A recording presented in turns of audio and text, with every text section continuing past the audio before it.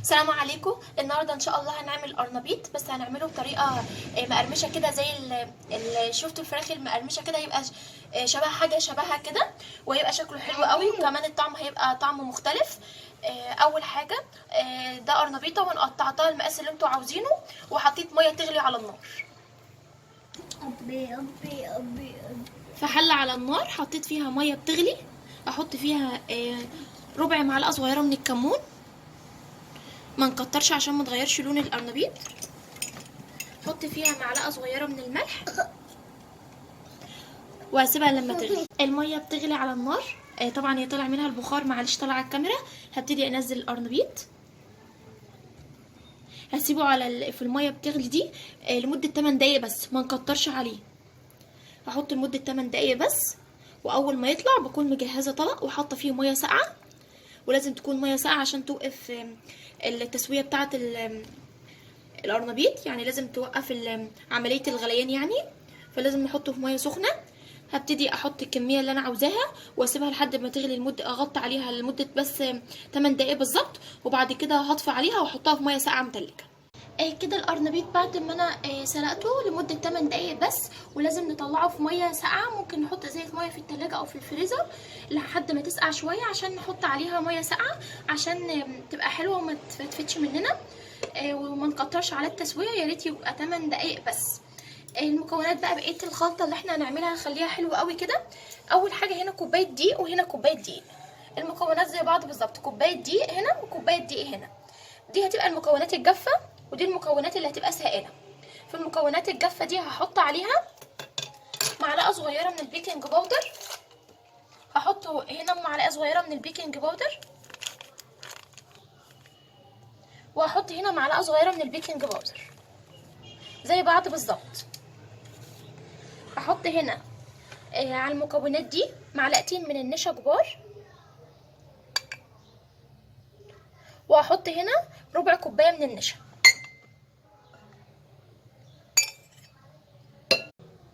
بعد كده هحط هنا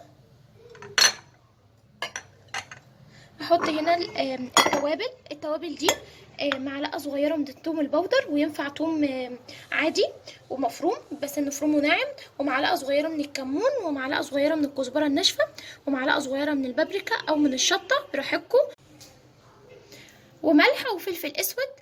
طبعا الملح على حسب الكميه اللي انتوا هتعملوها. دي بس التوابل هحطها هنا،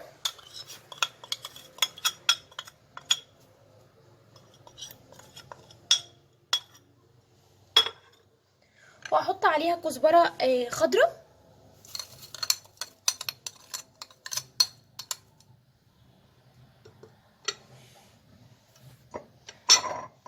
وهحط عليها كوبايه من الميه، وهحط عليها بيضه،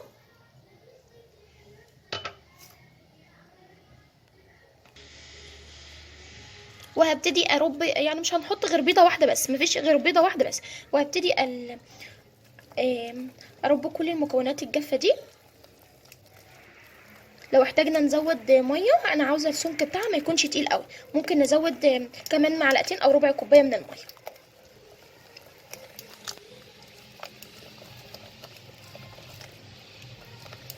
الخلطه دي بجد بتبقى ريحتها حلوه جدا، وكمان بتخلي القرنبيط طعمه حلو قوي. هزود ربع كوبايه ميه كمان، او معلقتين بس لحد انا عاوزه القوام بتاعها يكون اخف من قوام الكيك كده، اكننا بنعمل كريب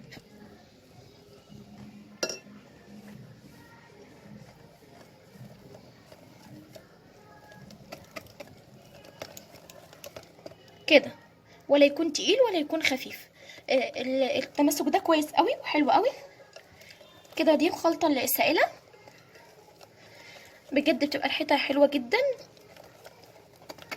خلاص كده قلبتها كويس، هبتدي انزل احط فيها القرنبيط.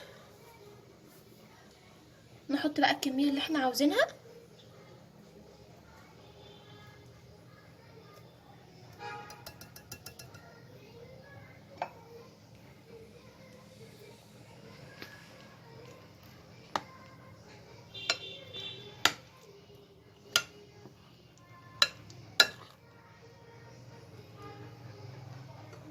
نحط الكميه بقى اللي احنا عاوزينها في الخلطه دي. طبعا لو احنا هنعمل كميه كبيره بنزود، بنضاعف الكميه، يعني نخليها كوبايتين دقيق ونضاعف كل الكميات.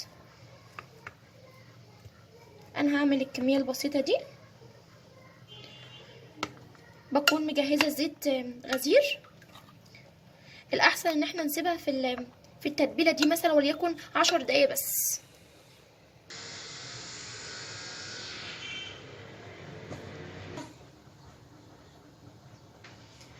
كده حطيت القرنبيط لمده مثلا من 10 دقايق ل5 دقايق بس. هنا المكونات الجافه، انا حطيت كوبايه الدقيق، معلقتين كبار من النشا، معلقه صغيره من الملح، معلقه صغيره من الكركم، وده اختياري وممكن ما تحطوهوش براحتكم خالص. هقلب كل المكونات الجافه دي مع بعضها، ومعلقه صغيره من البيكنج باودر. بعد ما قلبت كل المكونات الجافه مع بعضها، هبتدي اجيب القرنبيط واحده قطعه كده واحطها هنا في الدقيق.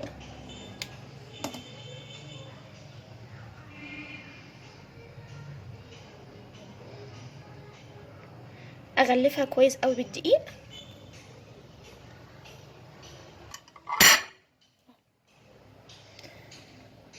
اغلفها كويس كده بالدقيق الناشف والنشا، وهبتدي احطها هنا في طبق نضيف.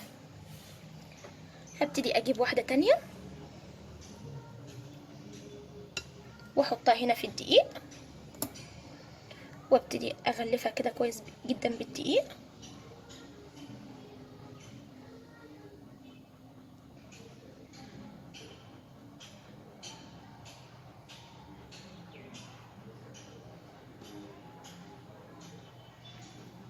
نغلفها كويس قوي، وابتدي احطها هنا واعمل بقى بقيه كل الكميه اللي انا عاوزاها. باخد واحده. طبعا المقاسات دي انتوا بتتحكموا فيها براحتكم في التقطيع. اخد واحده وابتدي اغلفها بالدقيق.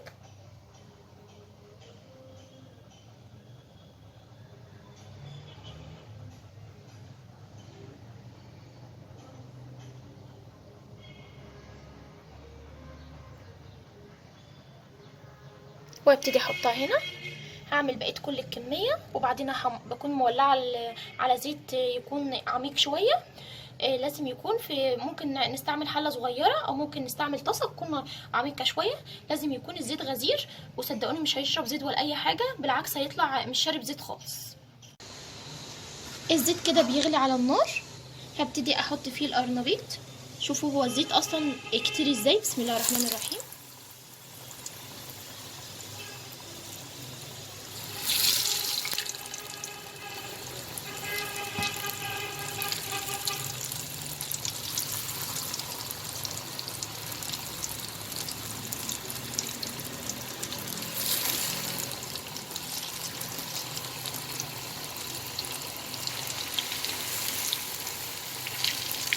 هسيبه لحد ما ياخد لون ذهبي كده وحلو، وبعدين اوريكم.